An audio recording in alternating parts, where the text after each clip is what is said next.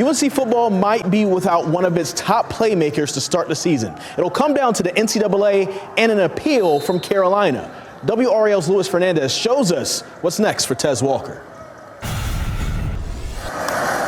Tez Walker we're trying to secure his immediate eligibility. UNC plans on making former Kent State wide receiver Tez Walker a big part of its offense this season.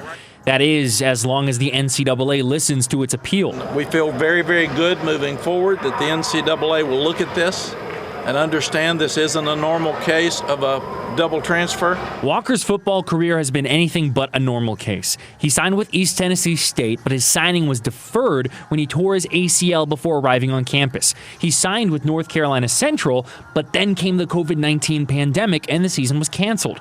From there, he transferred to Kent State, where he played in 20 games, finishing this past season with 921 receiving yards and 11 touchdowns. His head coach left this past December, then he transferred to UNC.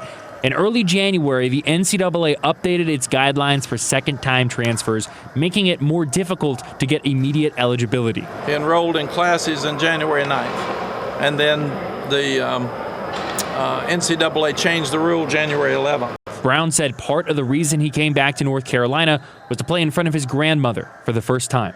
He's really struggling, and that's why we're coming out and saying this. You know, he leaned his head on my shoulder and started crying. And I'm like, what's going on? I said, Coach, I hope I get to play football. I did everything that I was supposed to do. There's no timeline as to when the NCAA will have an appeal on the decision, but UNC remains hopeful Walker will be made eligible. Luis Fernandez, WRAL Sports, Chapel Hill.